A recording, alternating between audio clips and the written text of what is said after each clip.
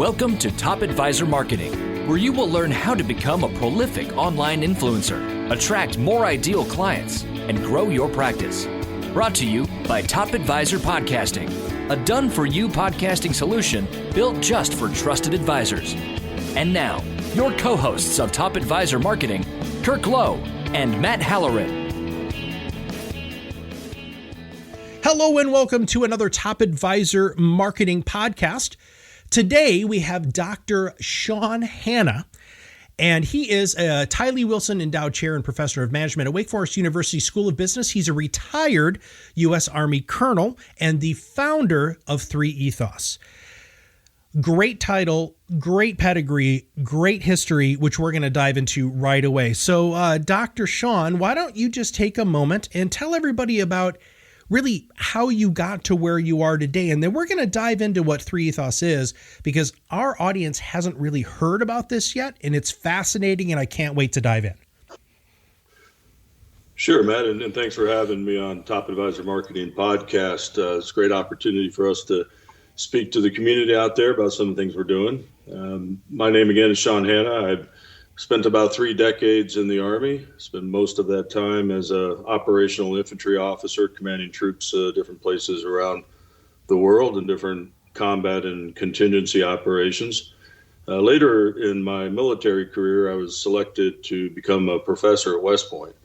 And so the Army sent me off after a couple of master's degrees to go and do my PhD in leadership development out at the University of Nebraska. I went back to West Point, where I was the director of the leadership and management programs at West Point. And later, after the Army had been at war for about a decade in the global war on terrorism, the Chief of Staff of the United States Army, General Casey, George Casey, he asked me to stand up an Army-wide center called the Center for the Army Profession and Ethic, which was responsible for looking at the Army as a profession and reinforcing our tenets that make us a honorable profession that gains trust and credibility, and also to research and discuss how we can build character-based leaders across the entire Army. And so I spent most of my last part of my career as the founding director of that Center for the Army Profession and Ethics. And at that point, I was approached by Wake Forest University, asking if I would come down here to North Carolina and stand up its Center for Leadership and Character here. And I did that, and I'm a senior faculty member here now at Wake Forest University. A lot of what I've studied throughout my career, particularly as a scholar, but also as a practicing leader, is this idea of the intersection of leadership and character, and leadership and what we call ethos, those core values and beliefs and ideals that a leader will hold and manifest out to allow them to positively influence others and organizations. And so I met Don Trone, who is pretty widely known in this community as the father of Fiduciary, and we did a joint training session up at West Point. And in those conversations, we really found a lot of core intersections between my passions and interests and skills and Don's, and how we can apply this to this community of wealth management, financial advisors, and trustees and governors around the world, and make them better stewards, better governors, better leaders in the business that they do. So I came on as one of the founding partners with Don to help build Ethos, and we've been creating a lot of science and support and different products and services to help push these ideas and concepts into this community to make it a better and more effective and powerful and honorable profession. Let's break that down right out of the gate. You said leadership and character, but you have 3 ethos. So did I miss something? What's the third one? No, the 3 ethos, we have developed a concept called behavioral governance, which is a natural extension of a lot of the work that has been done over the last few years. If you're familiar, behavioral finance came out of the gate and got a Nobel Prize on looking at the behavior of investors. What is the psychological and character-based factors that drive the investors in the markets? And of course, there was behavioral economics, the study of markets themselves and how the behaviors of individually move those markets. What has not been looked at to date is this idea of behavioral governance, looking at what are the psychological, neurological, character-based, ethos-based factors that are driving those that are the advisors and the governors of these processes that affect the markets. And so as we begin to unpack that, there are three elements. So you're right, we missed one there. And those three elements, those three rings of behavioral governance are leadership, stewardship, and governance. And it's those three combined, the three legs of the stool, that our research and science is showing are what really differentiate a top advisor, one that's manifested in the character to build the trust and credibility with those that they work with and advise and their clients, from those that are less high quality advisors.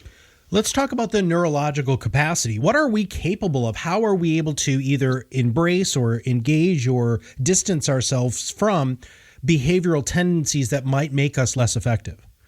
Yeah, well, this is really cutting edge, fascinating research that a group of colleagues and I have been working on for many years now. We originally focused on leadership and studying the neurological capacities of great leaders. And it's amazing, through wiring up with a QEEG equipment, we can actually brain map leaders and we can assess their brains and what is the capacities in those brains that provide them the ability to be effective leaders. We've taken that research and those findings and we've applied them to this community. And we're doing a lot of work now to assess what are those neurological capacities that make a top advisor. Because ultimately, we don't do anything without brain activation. Everything we say, do, think, feel, smell, any biophysical movements, anything that we do, it emanates from the brain. And the brain has to have capacities in order for us to do that effectively. So we've identified so far 6 core brain capacities that drive this behavioral governance and make and differentiate a top advisor from others. Those include things like vision. There's a part of the brain where people are able to create and also to communicate effective and inspirational visions to others. We can directly measure the capacity in that part of the brain. We can measure self-complexity. How complex is an individual? Do they just see themselves as sort of a simplified human being, or are they able to envision themselves in a very complex way, and how that they may float differently between the different social roles in their life, whether they're working with a client, working with a family office, working with a trust board, or the different roles and hats that they may play in their life. Another one is situational awareness. There are parts of the brain that make people more situationally aware. They can pick up on changes in their environment and how things are shifting, how the market's shifting, what are those leading indicators, and be able to take that information and to be able to process it to make knowledge out of that awareness. There's executive control, which is another center of the brain where we can identify those that have greater capacity to control their emotions, to control their thinking, to be able to operate with greater self-awareness and self-control in different social environments that they might be interacting in. And there's also parts of the brain that look at social astuteness. How politically savvy is the individual? And I don't mean politics in a negative way, but the ability to understand and work with others that might have competing interests and competing demands, and to have that social awareness and social astuteness to be able to be effective across different environments that have different competing demands. And then lastly, the 6th marker that we're looking at with neurological factors is procedural justice, which is that moral and ethical component, to be fair and just and to be selfless and put the client's interest above one's own, et cetera. So we have these 6 neurological factors so far that we've identified that we're conducting a lot of intense research on, which informs our model of behavioral governance, which we also have created a psychological assessment to be able to tap in and measure the various elements of behavioral governance. So you can get a nice cursory understanding of where this person sits on each of these three rings. And by the way, I do want to talk about the other two rings here in just a minute. And then, so let's say I take this assessment. Is the assessment all three rings, neurological capacity, stewardship, and leadership, or are they broken down differently? Well, it depends, because each one, Matt, requires different types of technology and processes to measure. So the 6 neurological factors that I just described, we have to assess those through neuroscience. And so, yes, we can take an advisor and we can hook them up to a QEEG equipment, which with a modern technology, it's a very simple procedure. And within 20, 30 minutes, we can map their brain and be able to analyze them on these 6 factors. We also have the technology to go into a boardroom and let's say a trust board and or committee, and we can wire up simultaneously multiple individuals and watch them interact with one another, and to be able to actually pick up the brain patterns as one is speaking and others are listening, and to be able to measure the group level effects that are occurring in that room. So for example, let's say you're an advisor and I hook you and a client up, and I can have you interact with that client and give them a proposal, and I can measure whether your brain is activated in those key areas where you would provide a visionary and inspirational message to that client, and whether the way that you are delivering, whether on the client's end, their brain is activated in the vision, inspiration components, and therefore getting excited and engaged in what the advisor might be offering them. Or to be able to pick up on, again, the procedural justice. Is the individual, as they're interacting with that client, are they activating in their brain that procedural justice? And even is the client perceiving that and picking up on that they can trust this individual and that they see this individual as having that prudence and procedural justice. Now, the inner 2 rings, we're measuring with the behavioral governance instrument that we have created and validated. And so we have an actual survey instrument that measures the 10 factors that are part of the 2 psychological rings in the behavioral governance framework.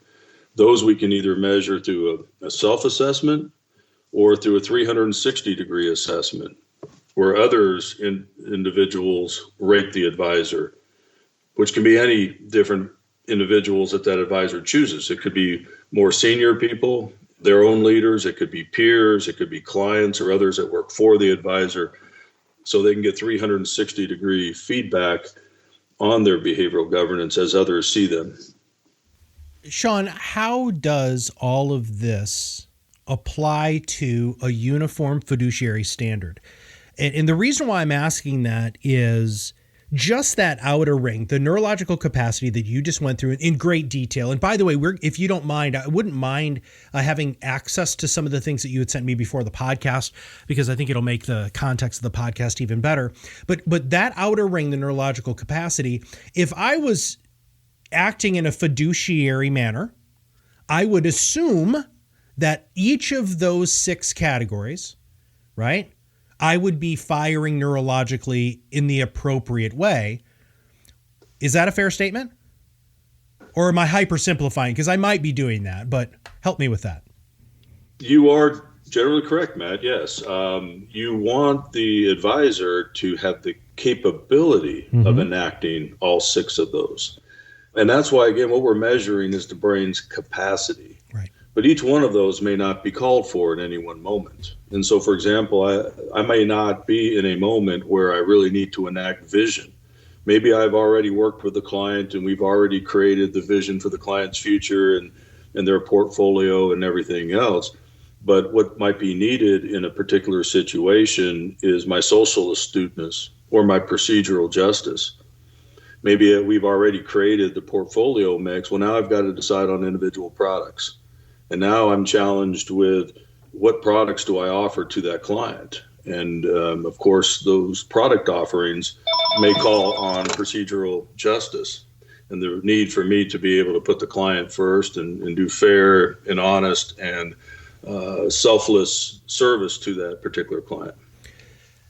how do you, through this whole process, how can you help change, and do you attempt to change and highlight behavior if after you've done all of the analysis, the neurological capacity measurement with all of this cool technology, what happens if in a leader or somebody who is going to be doing some governance work, how can you help them flesh out or improve areas that they might not have as much capacity for?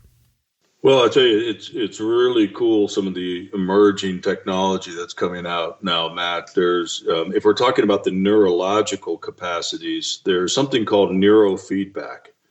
And neurofeedback is a technique that's been used successfully with elite athletes, with concert musicians, even some stock traders to improve their performance, where there's a protocol that is developed. Once we know what an exemplary brain looks like in a given area of capacity, procedural justice, for example, we can actually bring somebody into a center where we train their brain, where they essentially get a response feedback protocol that they get rewarded when their brain is firing in the way in that particular area where it matches the norm of an exemplary individual for procedural justice, for example.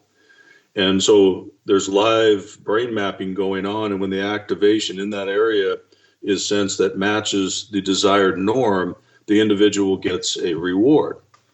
And it's amazingly simple. For example, there may be a dune buggy on the screen, and you can actually move the dune buggy with your brain, but that dune buggy will only move if your brain is firing in the desired way, in the desired area of the brain that matches whatever we want to train that day, whether it's vision or procedural justice or social astuteness. And through this response protocol, it's been successfully shown that we can actually train the brain. And so we're looking into that technology. We have some partners that we're working with that are experts in that area that we're seeking to develop to be able to offer that sort of neurofeedback. But beyond that training the brain, we can also put people through traditional training, whether it's classroom instruction, online instruction, developmental exercises, self-development exercises, all things that 3Ethos offers. And we could still assess the brain before and after this traditional training and actually see the changes that would be hoped for in the brain. Now that's the neurological aspects of the behavioral governance framework. The psychological aspects: aligned, attentive, authentic, accountable, adaptable, what we call the 5 A's that are part of the stewardship ring, or the 5 C's of the leadership ring, being courageous, competent, full of character, collaborative, and compassionate toward others. Those, again, we can train through more traditional training and education and developmental processes. So in 2017, behavioral finance got the Nobel Prize. In 2002, the behavioral economics got the Nobel Prize. Are you guys, are you submitting yourself for a Nobel Prize? This is, if anybody was half paying attention to the beginning of this, this is some unbelievable technology. This is unbelievable thought leadership that you and your team are working on here to truly look at the intention of people across these 3 levels. So first off, do you know how, or have you guys already filled out the Nobel paperwork? Well, I told them that I'd be available to go to Oslo if they would so choose. But yeah, and I mentioned that up front, not to necessarily place this in that same category, but I certainly think it could be, because to date, the other work on behavioral finance and behavioral economics has been very descriptive. It has been the pursuit of researchers to try to describe the behavior of the markets or to describe the behavior of investors. What we're doing in behavioral governance that is more unique is not just to describe what effective governance is in this world, but even more so to try to change it, to improve it, and to have a series of interventions and training and consulting and advisement and all that we can work with individuals or work with firms to help them to improve their behavioral governance. And that's what I think sets it apart from these other two areas that have led to Nobel Prizes. Well, and I'm thinking about this from a practical standpoint, because a lot of what you're saying is very heady, obviously. And so I'm looking at this from, like a designation. So there's the Accredited Independent Fiduciary. Everybody's talking about a fiduciary standard, but you guys are truly testing a person's ability to be a fiduciary. Is that a fair statement? It is. And that's what we think is the real exciting part of all of this, is to actually move the needle. And it isn't just a certification, although, we are offering people to join the Behavioral Governance Society, which is meant to put a group of like-minded people together to help to advance this whole idea of behavioral governance. We don't see this as just, we're one firm trying to establish our market out there in this area. It's more so to create a movement, a society of like-minded individuals that have said, hey, we as a community of advisors, we need to self-govern ourselves and pick ourselves up and move this profession forward. And understanding that there are many players in the profession that are certainly not top advisors. And the top advisors need to separate themselves, the wheat from the chaff here, and to differentiate themselves in a way where they can communicate effectively, not only that they are better, but why they're better. Yeah. What are those concepts that they are better on? And that's where we think the behavioral governance frameworks helps them to even just give them the language to discuss and to be able to communicate to others, that they are more characterful, they are more, collaborative, they are more attentive and aligned with their clients, and to be able to articulate that in an effective way. So not only does this framework help guide the development, but it also helps to guide the conversation. And that is something where if the industry takes that bull by the horn and stops worrying about whether, the DOL standard or something else is going to be imposed from on high, and takes the initiative to proactively move itself forward, I think it's going to be in a much better place. And those advisors that take on that responsibility and help lead the profession forward, I think are going to be the ones that are going to share in the benefits of that in the future. I'm thinking about this as the greatest sales tool ever, right? Okay, so here's the deal, Mr. and Mrs. Client. I want you to ask every other advisor that you've ever worked with if they've actually gone through this level of testing, because it drives me insane that there's been a line drawn. And Dr. Sean, I'm not trying to get on a soapbox here, but that the Department of Labor has specifically said this is what a fiduciary is, when they have no way to test it or measure it. They just drew an arbitrary line in the sand, which actually goes against what the CFP board says you should know and talk to your clients about. So this, to me, is the difference maker of all difference makers. I mean, here, Mr. Client, here is an actual mapping of my brain on how it works in these three areas. As you can see, I'm actually looking at one of your things. I only scored a 13.6 in governance when it comes to analyzing. Just so you know, I brought in another person to help me with that because I know that's an area that I might be deficient in. Or, hey, I started out as a 20.8 here. My goal is to get to 29, and all of this will make more sense if people can see any of this stuff. But, these are actual measurements of capability through all of these different testing. If you truly want to do what Aristotle and Plato and Socrates said is the greatest journey in the world, which is the journey within oneself, why wouldn't you want to do this? I mean, you guys have to be busier than heck strapping this really cool machine onto people's heads. Well, it certainly, everything that you say, Matt, is possibility. Not only can we assess the individual neurologically through the QEEG systems that I mentioned, but also psychologically, either self-assessment or 360-degree assessment. And the advisor can choose to use that for their own development, or for a group, like I said, like a board or a committee, to use it for the committee's development. Or they could choose to share it with clients. I mean, that would be the ultimate act of transparency. And those that are high on these factors, obviously, that would give them a strong competitive advantage. Yeah.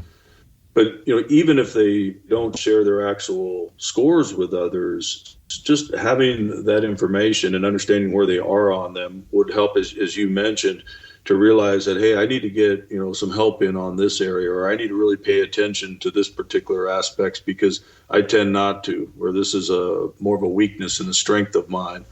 But they can also use these concepts to have the conversations with their advisor of the key factors that they're continuously striving on and working on as either an individual advisor or as a firm.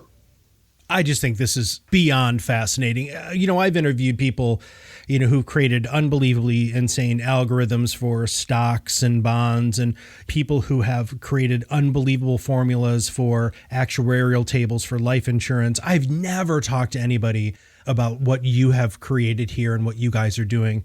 I could pick your brain all day long, but I think I'd nerd out so much that our listeners would be like, okay, Matt, you've taken this too far.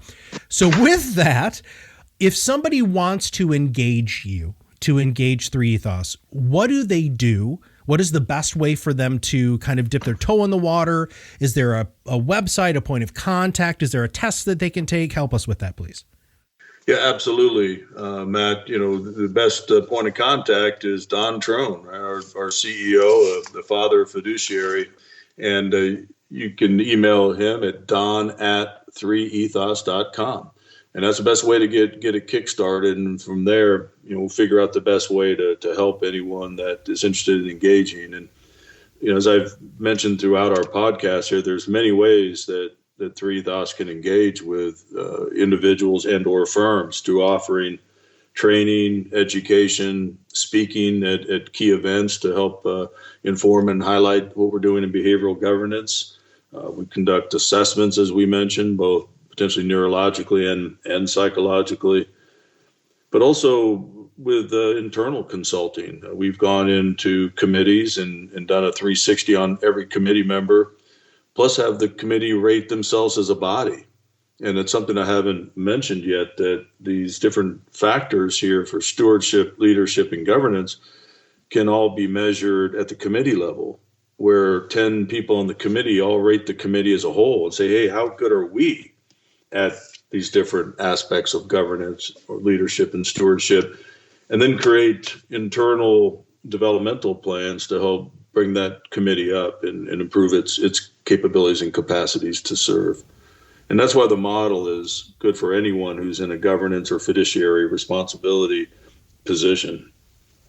So if you are a financial services agent, advisor, professional, if you run a broker dealer, if you run an RIA, if you run an IMO or an FMO, if you are hanging out with a bunch of people who are or who are top advisors, this could be one of the most amazing and fun, educational, informative exercises that you could ever take anybody through. I mean, there's top producer conferences all over the place.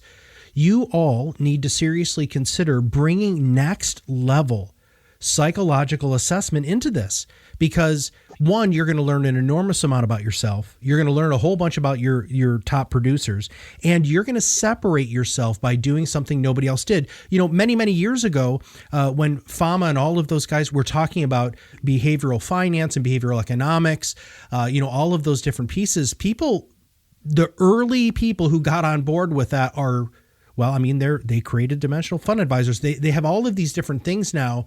I can't imagine that in the next 3 to 5 years, this is not going to be more commonplace. And here's the kicker of all of it, is it should be more commonplace. We have the technology. We have incredibly intelligent people like the team at 3Ethos to be able to help you with this. I think you all need to go ahead and reach out to Don. We'll make sure that we have his contact information in our show notes. And Sean, thank you so much for this. This was super fun. And I would love to have you back on the show later down the road after you've had an opportunity to continue to do more and more on this, so that we can continue to learn from you, if you don't mind. That'd be great, Matt. Thank you for your time today. It's been great to talk to you and your audience. So if you have not subscribed to the podcast yet, make sure you click that subscribe now button below. And if you wouldn't mind, take a moment to rate the podcast. We would really love to have that feedback. And this is one of those topics that all of you need to think about. There's somebody that you know should listen to this. There's somebody that you should share this podcast with. There's somebody who you know, whether it's personally or professionally, who has always been fascinated with their ability and science's ability to really take a look at how you make decisions, especially from a leadership capacity, stewardship capacity, and neurological capacity. So go ahead and take a look at the show notes and email Don. And for everybody at 3 Ethos, this is Matt Halloran, and we'll see you on the other side of the mic very soon. Are you ready to change the way you communicate with your clients? Are you tired of being the best kept secret in your area? Learn how to become a prolific online influencer, attract more ideal clients, and grow your business. Contact us today and see what the power of podcasting can do for your business. Click on the Contact Us link on our website at topadvisormarketing.com and set up a call to learn more. Follow us on LinkedIn and Facebook for more updates and information. This was brought to you by Iris.xyz, a platform helping financial professionals become better in business and life through new media and new voices. Visit them and learn more at iris.xyz.